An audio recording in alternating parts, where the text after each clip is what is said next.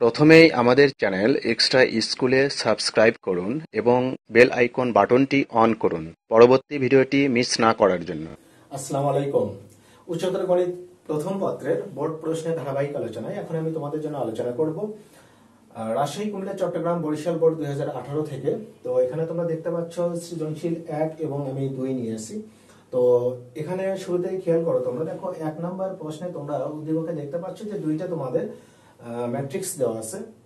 তো এখানে পদে যে কাজটি করতে হবে, তোমাদের এই ফাংশনের রেঞ্জ নির্ণয় করতে হবে। এখন আমরা শুরুতেই দেওয়া আছে লিখে নেব, ফাংশনটি লিখে নেব। তারপর আমরা কি করব, ফাংশনটি আসলে যেহেতু এটা ভগ্নাংশ আকারে দেওয়া আছে, তোমরা জানো যে কোনো একটা ভগ্নাংশের হর যদি শূন্য হয়ে যায় তাহলে কিন্তু এই ফাংশনটা অসংজ্ঞায়িত হয়ে যায়। তো এখানে x মাইনাস রুট থ্রি এটা সমান যদি 0 হয়ে যায় তাহলে কিন্তু অসংজ্ঞায়িত হবে। আর এটা যদি তোমরা সংজ্ঞায়িত করতে চাও তাহলে এই হরের মানটা কখনোই 0 হবে না। রুট থ্রি ব্যতীত সমস্ত মানের জন্য এটা সংজ্ঞায়িত হবে। তো তোমরা কি করবে, ফাংশনটা আবার লিখে নেবে। লিখে নেওয়ার পর এই ফাংশনে কি করবে, এক্স এর মান যেহেতু রুট থ্রি বসালে এটা অসংজ্ঞায়িত হয়, তো এক্স এর মান এই রুট থ্রির জন্য তোমাদের এই ফাংশনে তোমরা আউটপুট কত পাও সেটা আগে বের করে নাও। তো তোমরা এখানে দেখো এক্স এর জায়গায় যদি তোমরা রুট থ্রি বসাও তাহলে তোমরা পেয়ে যাও কত, 2√3। এখন এই ফাংশনে তাহলে রেঞ্জ কি হবে, রেঞ্জ হবে তোমার সমস্ত বাস্তব মান থেকে এই 2√3 তুমি যে আউটপুট পেলে এটা তুমি বাদ দিয়ে দাও, মাইনাস করে ফেলো, তাহলে সেটাই হবে তোমার রেঞ্জ। আমরা খতে যে কাজটি করব যে এম ম্যাট্রিক্স এর বিপরীত ম্যাট্রিক্স অর্থাৎ ইনভার্স ম্যাট্রিক্স আমরা নির্ণয় করব। তো আসলে এই ইনভার্স ম্যাট্রিক্স নির্ণয় করার যে একটা সূত্র সেটা তোমাদের এখানে খেয়াল করো। দেখো এখানে M inverse equal to adjoint of M matrix divided M matrix এর অর্থাৎ নির্ণয়কের মান, ম্যাট্রিক্স এম এর নির্ণয়কের মান এখানে তোমাকে নিতে হবে। তো মান দ্বারা ভাগ করতে হবে। তো সেক্ষেত্রে তোমরা দেখো এখানে খেয়াল করো, তোমাদের এম ম্যাট্রিক্স দেওয়া আছে, এই এম ম্যাট্রিক্স তোমরা শুরুতেই লিখে নেবে। তারপর তোমরা কি করবে, এটা নির্ণয়কের মান তোমরা বের করে নেবে। তোমরা যদি দেখতে পাও নির্ণয়কের মান যদি তোমাদের 0 না হয় তাহলে কিন্তু ইনভার্স ম্যাট্রিক্স নির্ণয় করা সম্ভব। যেহেতু এখানে -1 এটা 0 নয়, সেই ক্ষেত্রে আমরা এখানে এটা ইনভার্স ম্যাট্রিক্স বের করতে পারবো। যদি 0 এসে যায় তাহলে কিন্তু সম্ভব না। তো এখানে আমরা কি করব, প্রথম সারি প্রথম কলাম নিয়ে কাজ করব। দেখো এখানে প্রথম M11, এই যে দেখো নির্ণায়কের ক্ষেত্রে এই এম নির্ণায়কের আমরা কি করব, দেখো প্রথম সারি প্রথম কলাম নিয়ে কাজ করব। এই যে প্রথম সারি প্রথম কলাম, সেই ক্ষেত্রে দেখো প্রথম সারি প্রথম কলাম যদি নাও তাহলে তোমার কি হবে, 2001, এই যে 2001। এবার দেখো তুমি কি করবে, এটার মান পেয়ে যাও কত, হিসাব নিকাশ করে 2। এবার প্রথম সারি দ্বিতীয় কলাম, এই যে প্রথম সারি দ্বিতীয় কলাম যখন তুমি নেবে -1301, এটা হিসাব নিকাশ করে তোমার কত, 1। এবার প্রথম সারি তৃতীয় কলাম যখন তুমি নেবে, প্রথম সারি তৃতীয় কলাম, তখন তোমার কিন্তু দেখো হিসাব নিকাশ করে আসবে -6। ঠিক এইভাবে আমরা কি করব, দ্বিতীয় সারি নেব, দ্বিতীয় সারি প্রথম কলাম আমাদের 1011, এই যে 1011, এভাবে হিসাব করলে -1 আসবে। তো আমরা পরের গুলো ঠিক এভাবেই বের করে নেব। 22 এর মান আসবে -1, M23 এর মান আসবে 3, M31 এর মান আসবে -2, M32 এর মান আসবে -1 আর M33 মান আসবে +5। তো সেক্ষেত্রে আমরা কি করব, এই সহগুণগুলো নিয়ে আমরা একটা ম্যাট্রিক্স নিব। তারপরে আমরা কি করব, অ্যাডজয়েন্ট ম্যাট্রিক্স বের করব। তো তো এখানে আমরা কি করব, এবার দেখো অ্যাডজয়েন্ট ম্যাট্রিক্স অফ এম এর কাজটা আমরা করব। তো সেক্ষেত্রে দেখো অ্যাডজয়েন্ট ম্যাট্রিক্স যদি আমরা বের করতে চাই, আমরা যে সহগুণকগুলো বের করে নিলাম সেই ম্যাট্রিক্সের আমরা কি করব, এই যে সারিগুলোকে কলাম অথবা কলামগুলোকে আমরা সারিতে রূপান্তর করব। তো আমি সারিগুলোকে দেখো, এই যে সারিকে আমি কলাম, এই সারিকে আমি কলামে নিয়ে আসলাম, আবার এই সারিকে আমি কি করলাম, কলামে নিয়ে আসলাম। তো এরপরে যে কাজটি করতে হবে, তোমাদের সূত্র লিখতে হবে। অতএব M inverse equal to adjoint of M divided M ম্যাট্রিক্সের নির্ণায়কের যে মান সেটা নিতে হবে। তো এখানে আমরা তাহলে 1 ডিভাইডেড নির্ণায়কের মান কিন্তু আমরা বের করে রাখছি কত, -1 বসাবো, আর এখানে অ্যাডজয়েন্ট ম্যাট্রিক্স যেটা আমরা পেলাম সেটা আমরা এখানে বসাবো। এরপর যে কাজটি করতে হবে, এখানে দেখো এই কাটাকাটি করলে আমরা কি পাবো, -1। সেই -1 দিয়ে যদি আমরা এটাকে গুণ করি তো সেক্ষেত্রে আমরা যেটা পাবো,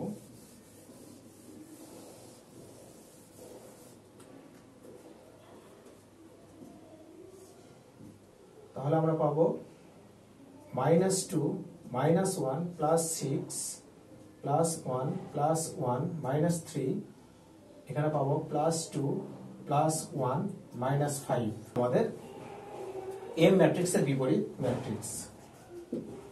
আসলে যে কাজটি করতে হবে, দেখো আমাদের প্রশ্ন এখানে দেওয়াই আছে যে এখানে এই যে এম ম্যাট্রিক্সের ট্রান্সপোজ ইনটু এক্স, আর এখানে তোমাদের -1 0 2 এটা একটা ম্যাট্রিক্স দেওয়া আছে এখানে। তো নির্ণায়ক পদ্ধতিতে তোমাদের সমাধান করতে হবে। তো সেক্ষেত্রে শুরুতেই তোমাদের দেওয়া আছে এম ম্যাট্রিক্স, যেটা ম্যাট্রিক্স ওটা তোমরা লিখে নেবে, আর এখানে প্রশ্নের মধ্যে তোমরা এটা লিখে নেবে। নেওয়ার পর এখানে মানে এম ম্যাট্রিক্স দেওয়ার পর তুমি কি করবে, এখানে ট্রান্সপোজ করবে পরের লাইনে। তো এখানে এক্স এর ক্ষেত্রে তোমরা এক্স ওয়াই জেড তিনটা চলক নিয়ে এখানে ম্যাট্রিক্স এটা লিখবে, আর ডান পাশে ম্যাট্রিক্স যেটা দেওয়া আছে ওটাই লিখবে। আর এখানে দেখো তোমরা গুণের সূত্র অ্যাপ্লাই করো, গুণের সূত্র অ্যাপ্লাই করে তাহলে তোমরা কি করবে, এখানে পেয়ে যাবে এ ম্যাট্রিক্স। তারপর এ ম্যাট্রিক্স ইকুয়াল টু এটা নিয়ে এরপর আমরা যে কাজটি করব, আমরা কি করব, এখান থেকে তিনটা সমীকরণ বের করে নেব। দেখো ম্যাট্রিক্সের সমতা অনুসারে আমরা তাহলে এখানে সমীকরণ তিনটা বের করে নেব। তাহলে 2x - y + 3z = -1, তারপর x + y = 0, তারপর x + z = 2। তাহলে এখানে আমরা তিনটা সমীকরণ বের করে নিলাম। এরপর যে কাজটি করব যে x, y এবং z এর সহগুচ্ছ নিয়ে গঠিত যে নির্ণায়ক আমরা কিন্তু খতে বের করে রাখছিলাম, সেই নির্ণায়কটা আমরা এখানে নির্ণায়কের মানটা লিখব। তাহলে আমাদের আসে কত, -1।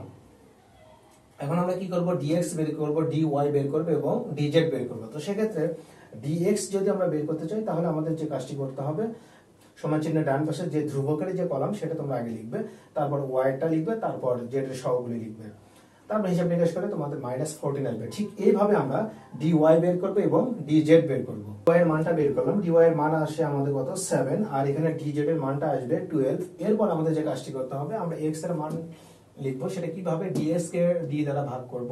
তাহলে -14 কে -1 দিয়ে ভাগ করলে আমরা 14 পাবো। ঠিক y এর মানটাও ঠিক ওইভাবে বের করে নেব, dy ভাগ d সমান আমরা পেয়ে যাই কত, -7। z এর ক্ষেত্রে dz ভাগ d সমান আমরা পেয়ে যাই কত, -12। এটাই হলো আমাদের সমাধান। তাহলে আমরা 2 নম্বর প্রশ্নটি দেখবো। এবার দেখো এখানে 2 নম্বর প্রশ্নে আমাদের উদ্দীপকে দেওয়া আছে দুইটা সরলরেখার সমীকরণ, আর পথে যেটা বলা হলো যে r এর মান কত সেটা বের করতে হবে তোমাদের। তো এখানে আবার দুইটা ভেক্টর দেওয়া আছে, একটা a আর b, আর শর্ত হলো এখানে একটা দেওয়া আছে, সেটা হলো যে ভেক্টর দ্বয় যদি পরস্পর লম্ব হয় তবে r এর মান কত সেটা বের করতে হবে। তো এখানে তোমরা শুরুতেই দেওয়া আছে ভেক্টর দুইটি লিখে নেবে, তারপর বলবে যে ভেক্টর দ্বয় যেহেতু পরস্পর লম্ব সেক্ষেত্রে তোমরা লিখতে পারো যে অতএব এই দুইটা ভেক্টরের ডট গুণন কিন্তু তখন 0 হয়ে যাবে। তাহলে a ডট b সমান তোমরা 0 লিখবে। এখন এই দুইটা ভেক্টরের ডট গুণন করলে তোমাদের মান আসবে কত, r এর মান আসবে -8/3। এটাই হবে তোমাদের পয়ের অ্যান্সার। আর 2 এর ক্ষয়ের জন্য যে কাজটি করতে হবে, দেখো এখানে বলা হলো যে উদ্দীপকে বর্ণিত রেখা দ্বয়ের ছেদ বিন্দুগামী এবং উভয় অক্ষের ধনাত্মক দিকের সাথে সমান অংশ ছেদ করে এরূপ রেখার সমীকরণ বের করতে হবে। তো সেক্ষেত্রে দেখো তোমরা শুরুতেই দেওয়া আছে দুইটা সমীকরণ তোমরা লিখে নেবে, সমীকরণ 1 এবং 2 দিয়ে দেবে এখানে। তারপর তোমরা এখানে বলবে যে সমীকরণ 1 এবং 2 বিন্দুগামী সরলরেখার সমীকরণ তোমরা এখানে লিখে নেবে। সেটা হলো দেখো প্রথম সমীকরণ প্লাস k ইন্টু দ্বিতীয় সমীকরণ ইকুয়াল টু 0। তো এখান থেকে দেখো তোমরা একটু হিসাব নিকাশ করে নেবে এরকম, যে এখানে x আর y কে, x এবং y কে তোমরা আলাদা করে নেবে। তো নেওয়ার পর এটা হবে সমীকরণ 3। তারপর বলবে যে সমীকরণ 3 উভয় অক্ষের ধনাত্মক দিক হতে সমান অংশ ছেদ করে। তো সেক্ষেত্রে দেখো তোমাদের x এর সহগ আর y এর সহগ তখন পরস্পর সমান হয়ে যাবে, আর এখানে হিসাব করে তোমরা k এর মান পাবে 1, এবং এই k এর মানটা যদি তোমরা এই সমীকরণ 3 এ বসাও তাহলে তোমরা সেই সমীকরণটি পেয়ে যাবে, যে সমীকরণটি আমাদের প্রশ্নে বের করতে বলা হলো। তাহলে আমরা k এর মান বসালে এখানে দেখো আমাদের হিসাব নিকাশ করে আসবে 5x + 5y - 14 = 0। এটাই হলো আমাদের ক্ষয়ের সমীকরণ। তাহলে যে উদ্দীপকে বর্ণিত রেখাদ্বয়ের অন্তর্গত স্থূলকোণের সমদ্বিখণ্ডক রেখা x অক্ষের ধনাত্মক দিকের সাথে যে কোণ উৎপন্ন করে তার নির্ণয় করতে হবে। যে কোণ উৎপন্ন করে সেই কোণের মানটা বের করতে হবে। তো যাই হোক, শুরুতেই তোমরা দেওয়া আছে লিখে নেবে দুইটা সমীকরণ। এখানে দেখো সমীকরণে 1 এ x এর সহগ আর সমীকরণ 2 এ x এর সহগের গুণফল, সমীকরণে 1 এ y এর সহগ এবং সমীকরণ 2 এ y এর সহগের গুণফল আমাদের কত আসে হিসাব করে আমরা পেয়ে যাই কত, 12, যেটা হলো 0 এর চেয়ে বড়। যদি 0 এর চেয়ে বড় হয় তাহলে স্থূলকোণের সমদ্বিখণ্ডকের সমীকরণ হবে তোমার এখানে প্লাস হবে। তো যাই হোক, এটা হবে এই সমীকরণ অনুযায়ী আমরা লিখতে পারি যে আমাদের সমীকরণের নিচে আমাদের x এর সহগের উপর √x এর x এর সহগের উপর স্কয়ার প্লাস y এর সহগের উপর square equal to root over x এর সহগের উপর স্কয়ার y এর সহগের উপর স্কয়ার। তো যাই হোক এখানে যেহেতু হর আমাদের মিল আছে আমরা কেটে দেব, তাহলে লব ইকুয়াল টু আমরা লব লিখব, লেখার পর এখানে হিসাব করলে আমরা পেয়ে যাই y equal to x plus 2। তো এখানে স্থূলকোণের সমদ্বিখণ্ডকের সমীকরণটা আমরা পেয়ে গেলাম y equal to x plus 2। যাই হোক এখানে y equal to mx, y equal to mx plus c, তোমরা জানো এটা হলো তোমাদের কোন একটা সরলরেখা x অক্ষের ধনাত্মক দিকের সাথে যদি একটা কোণ উৎপন্ন করে, সূক্ষ্ম কোণ উৎপন্ন করে, সেই সরলরেখার সমীকরণ হলো এটা। তো আমরা তাহলে এখানে y equal to mx plus c অনুযায়ী আমরা m এর মান এখানে পেয়ে যাই কত 1, এটাই হলো আমাদের ঢাল। তো তাহলে tan থিটা সমান আমরা লিখতে পারি তাহলে ওই 1, আর tan 45 এর মান যেহেতু 1 তাহলে থিটা ইকুয়াল টু 45। এটাই হলো তোমাদের গয়ে যেটা বলা হলো যে x অক্ষের ধনাত্মক দিকের সাথে কত কোণ উৎপন্ন করবে সেটা আমরা পেয়ে গেলাম 45 ডিগ্রি।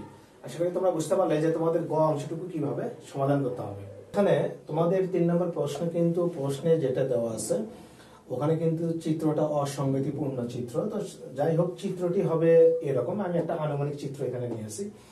তো গ্রাফে যখন তোমরা বিন্দুগুলো পাতন করে চিত্র নেবে তো সেক্ষেত্রে দেখো এখানে এ বিন্দুর স্থানাঙ্ক হলো 4,2 আর বি বিন্দুর স্থানাঙ্ক হলো -1,4, সি বিন্দুর স্থানাঙ্ক হলো -3,4। এখানে বলা হলো যে এসি জ্যায় এর সমীকরণটা বের করতে হবে। এই যে এসি জ্যায় এর সমীকরণ নির্ণয় করতে হবে। তোমরা জানো যে দুইটি বিন্দুগামী সরলরেখার সমীকরণের সূত্র অবশ্যই তোমরা জানো। সূত্রটি হলো যে x minus x1 divided x1 minus x2, y minus y1 divided y1 minus y2। এই সূত্র অনুযায়ী আমরা এখানে দেখো x মাইনাস x1 আর x1 minus x2, y minus y1 আর y1 মাইনাস y2। তো এটা হিসাব নিকাশ করলে তোমাদের সমীকরণটি আসবে 2x plus 7y minus 22 equal to 0। এটাই হলো তোমাদের এসি জ্যায় এর সমীকরণ। উদ্দীপকে বলা হলো যে উদ্দীপকে বর্ণিত বৃত্তের সমীকরণ নির্ণয় করতে হবে। তাহলে উদ্দীপকে আমরা যে বৃত্ত দেখতে পাই এই বৃত্তের সমীকরণ আমাদের বের করতে হবে। তো সেক্ষেত্রে আমরা কি করব, এখানে বলে নেব যে এই বৃত্তটি এই যে তিনটি বিন্দু দিয়ে যে যায় সেটা আমাদের ওই তিনটি বিন্দু বৃত্তের সমীকরণে বসাতে হবে। তো সেক্ষেত্রে শুরুতে আমরা যে কাজটি করব, আমরা বৃত্তের সমীকরণ আগে ধরে নেব। তাহলে বৃত্তের সমীকরণ এটা আমরা ধরে নিলাম, আমাদের বৃত্তের সাধারণ সমীকরণ এটা আমাদের।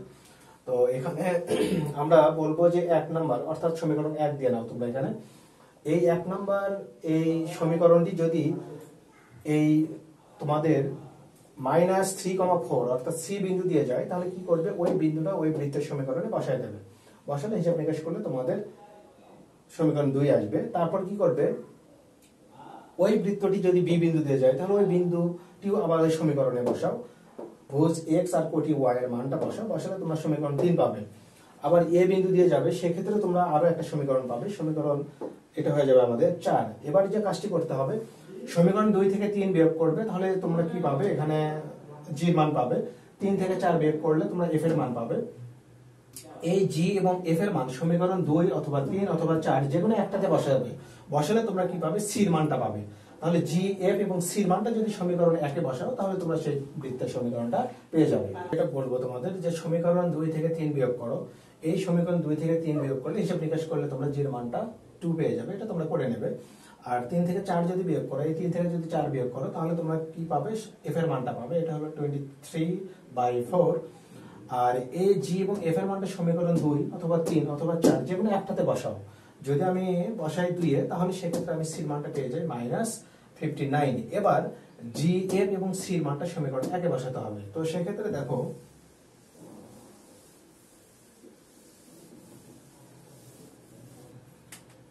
আমরা যদি 1 এ বসাই, g, f ও c এর মান 1 এ বসাও, তো g এর মান -118/0। এটাই হবে তোমাদের বৃত্তের সমীকরণ, যেটা আমাদের বলা হলো খতে, যেটা বলা হলো যে উদ্দীপকে বর্ণিত বৃত্তের সমীকরণ নির্ণয় করো। তাহলে এটাই হবে তোমাদের সেই বৃত্তের সমীকরণ। সি বিন্দু হতে এই বৃত্তের স্পর্শকের সমীকরণ বের করতে হবে। সি বিন্দু মানে আমাদের এখানে যে সি বিন্দু স্থানাঙ্ক -3,4 দেওয়া আছে, ওই বিন্দু হতে আমাদের এই বৃত্তের স্পর্শকের সমীকরণটা বের করতে হবে। তো সেক্ষেত্রে আমরা শুরুতেই ধরে নেব যে এই -3,4 বিন্দুগামী স্পর্শকের সমীকরণটা আমরা এখানে ধরে নেব। আর এখানে আমরা হিসাব নিকাশ করলে যেটা পাবো এটা হলো আমাদের সমীকরণ। এরপর আমরা লিখবো যে প্রদত্ত সমীকরণ, অর্থাৎ আমাদের প্রশ্নে যে সমীকরণ দেওয়া আছে সেটা আমরা উঠাই নেব।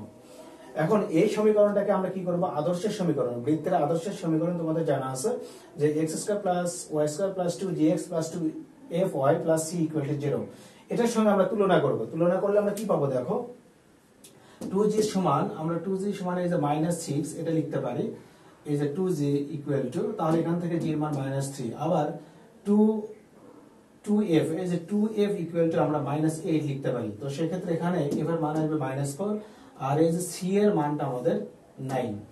এরপর আমরা এখানে যে কাজটি করব, কেন্দ্র বের করে নেব। কেন্দ্র নির্ণয়ের সূত্র তোমরা জানো যে -g, -8। তো সেই ক্ষেত্রে এখানে 3,4 হবে। আর এখানে ব্যাসার্ধ বের করে যে সূত্র √g² + f² - c, g এর মান বসাও, f এর মান বসাও, হিসাব নিকাশ করলে আসবে তোমাদের 4। এটাই হলো তোমাদের ব্যাসার্ধ। বৃত্তের কেন্দ্র এবং ব্যাসার্ধ বের করে রাখলে তো তারপর তোমাদের যে কাজটি করতে হবে, যে কেন্দ্র 3,4 হতে স্পর্শক তোমরা আগে বের করে রাখছো, এটার লম্ব দূরত্ব সমান তোমাদের ব্যাসার্ধ হবে। অনুযায়ী আমরা যদি হিসাব নিকাশ করি তো আমরা দেখতে পাই আমাদের সর্বশেষ m এর মানটা আসবে ±2/√5। এই সমাধানটা তোমাদের করে নিতে হবে। তারপর m এর মানটা তোমরা কি করবে, সমীকরণ 1 এ বসাও। তো এখানে সমীকরণ 1 আমাদের যেটা y - 4 = m × x + 3, এখানে যদি আমরা বসাই তাহলে আমরা এটা পেয়ে যাই। এটাই হবে আমাদের নির্ণয় সমীকরণ। উদ্দীপকে তোমরা একটা শব্দ দেখতে পাচ্ছ, এটা হলো 6টি বর্ণ নিয়ে শব্দটি। তো এখানে পথে যেটা বলা হলো যে সম্পর্ক সমাবেশ কি সেটা তোমাদের ব্যাখ্যা করতে হবে। তো আমরা পথে আমরা যে কাজটি করব, আমরা লিখবো এইভাবে যে n সংখ্যক ভিন্ন ভিন্ন বস্তু হতে r সংখ্যক বস্তু নিয়ে সমাবেশ সংখ্যা n সংখ্যক ভিন্ন ভিন্ন বস্তু হতে প্রতিবার n - r সংখ্যক বস্তু নিয়ে সমাবেশ সংখ্যার সমান। অর্থাৎ আমরা লিখতে পারি NCR সমান n - r। এটা এরকম যে তুমি যদি n সংখ্যক ভিন্ন ভিন্ন বস্তু নাও, সেখান থেকে যদি তুমি r সংখ্যক বস্তু নিয়ে বাছাই করো বা সমাবেশ করো, তাহলে তোমার কিন্তু প্রত্যেকবারই কিন্তু n - r সংখ্যক বস্তু কিন্তু তোমার বাদ পড়ে যাবে। তাহলে ওই n - r সংখ্যক বস্তু তুমি যে আবার বাছাই করবে সেটা কিন্তু তোমার n - r। আর তুমি তো n সংখ্যক বস্তু থেকে r সংখ্যক বস্তু নিয়ে বাছাই করলে, তাহলে এই দুইটা তখন পরস্পর সমান হয়ে যাবে। যেমন দেখো, তুমি যদি 5টা ভিন্ন বস্তু নাও, সেখান থেকে যদি তুমি 2টা বস্তু তুমি বাছাই করো, তাহলে কিন্তু তোমার 3টা বাদ পড়ে যায়। তাহলে সেটা কিন্তু 5c3 এর সমান। অর্থাৎ এখানে তুমি 10 পাবে, এখানেও তুমি কিন্তু 10 পাবে। এই যে বাম পাশে এবং ডান পাশে দুইটাই তোমরা সমান পাবে। এটাই হলো তোমাদের সম্পূরক সমাবেশ। উল্লেখিত শব্দটির স্বরবর্ণগুলো একত্রে না রেখে কতবার সাজানো যাবে সেটা আমাদের বের করতে হবে। তো আমরা খেয়াল করি, এখানে দেখো আমাদের এই শব্দে এখানে 6টি বর্ণ, যার মধ্যে আমরা দেখতে পাই এস হলো আমাদের 2টি, আর অন্যান্য বর্ণগুলি ভিন্ন ভিন্ন আছে বা আমরা দেখতে পাই মানে মিল নেই। তো সেক্ষেত্রে আমরা এখানে বলবো যে এখানে স্বরবর্ণ আমাদের আছে কয়টি, 2টি, একটা হলো ই আর একটা হলো আই। তো স্বরবর্ণগুলিকে একত্রে নিয়ে বিন্যাস সংখ্যা তাহলে কি হবে? তো আমাদের টোটাল বর্ণ হলো 6টি আর আমাদের স্বরবর্ণ কয়টি, 2টি। তো সেক্ষেত্রে আমরা এখানে বিন্যাস আমরা পেয়ে যাই, বিন্যাস সংখ্যা আমরা পেয়ে যাই কয়টি, 360টি। তো স্বরবর্ণগুলিকে একটি বর্ণ ধরে তখন বিন্যাস সংখ্যা কি আসবে, (5/2) মানে হলো 60, মানে 60টি। আর এখানে স্বরবর্ণগুলির নিজেদের মধ্যে বিন্যাস সংখ্যা তাহলে কি, (2) মানে যে ই আর আই এই দুইটা নিজেদের ভিতর যে বিন্যাস করবে সেটা (2) মানে হলো 2টি। আর স্বরবর্ণগুলি একত্রে রেখে সাজানোর উপায় কি, তাহলে স্বরবর্ণগুলি একত্রে রেখে সাজানোর উপায় হলো এই যে 60 আর এই যে 2, এই দুইটা গুণ করলে হবে 120টি। আর স্বরবর্ণগুলি একত্রে না রেখে তাহলে বিন্যাস সংখ্যা বা সাজানোর সংখ্যা হবে আমাদের একত্রে রেখে সাজানোর সংখ্যা হলো 360। আর আমরা এখানে বের করে রাখলাম একত্রে রেখে সাজানোর সংখ্যা, স্বরবর্ণগুলি একত্রে রেখে সাজানোর সংখ্যা হলো 120টি। তো এখানে আমাদের স্বরবর্ণগুলি একত্রে না রেখে সাজানোর উপায় তাহলে আসবে 360 থেকে 120 বাদ দিলে আমরা পেয়ে যাব 240টি। এটাই হলো আমাদের ক্ষয়ের অ্যান্সার। আসলে দেখাতে হবে উদ্দীপকের শব্দটি হতে প্রতিবার 4টি করে বর্ণ বা অক্ষর নিয়ে গঠিত সমাবেশ সংখ্যা হবে 11। তো এটা আসলে আমরা কিভাবে প্রমাণ করব? আমাদের এখানে দেখো থিসিস এই শব্দটি হতে প্রতিবার 4টি করে বর্ণ নিয়ে বা অক্ষর নিয়ে যদি সমাবেশ সংখ্যা আমরা বের করতে চাই, তাহলে আমাদের যেহেতু বর্ণ কয়টি, 6টি, যেহেতু আমাদের 4টা নিতে হবে, তো সেক্ষেত্রে প্রথমবার আমরা কি করব, আমরা এস কে বাদ দেব, বাদ দিলে আমাদের এটা হবে আমাদের সমাবেশ সংখ্যা। আর এবার আমরা কি করব, একটা এস কে অন্তর্ভুক্ত করব, সেক্ষেত্রে আমাদের সমাবেশ সংখ্যা হবে এটা। যখন 2টা এস কে অন্তর্ভুক্ত করব, তখন আমাদের ওই 4 থেকে 2 মাইনাস করতে হবে, তখন সমাবেশ সংখ্যা হবে এটা। তো আমরা যদি এখানে হিসাব নিকাশ করি, তাহলে এখানে 4c4 হয়, এখানে 4c3 হয়, এখানে 4c2 হয়। 4c4 মানে 1, 4c3 মানে 4, 4c2 মানে হলো 6, যোগ করলে আমাদের আসবে 11। এটাই হলো আমাদের ওই শব্দটি হতে 4টি বর্ণ নিয়ে আমাদের বলা হলো যে শব্দটি হতে প্রতিবার 4টি অক্ষর নিয়ে গঠিত সমাবেশ সংখ্যা যেন 11 হয়, এটা আমাদের প্রমাণ করতে হবে, যেটা আমরা প্রমাণ করে দেখালাম। একবার আমরা কি করলাম, এস কে টোটালি বাদ দিয়ে দিলাম, পরের বার আমরা একটা এস কে নিলাম এবং সর্বশেষ আমরা কি করলাম, 2টা এস কে অন্তর্ভুক্ত করলাম, করে আমরা এভাবে বের করলাম। আশা করি তোমরা বুঝতে পারলে। তাহলে ক বিভাগ হতে তোমরা যে 4টি প্রশ্ন এখানে সমাধান পেলে, তোমরা যদি মনোযোগ সহকারে এগুলো বাসায় আবার সমাধান করো, তাহলে ইনশাল্লাহ এগুলো নিয়ে আর কোনো সমস্যা থাকবে না। তো আজকের আলোচনা এ পর্যন্ত, সবাই ভালো থেকো, আল্লাহ হাফেজ।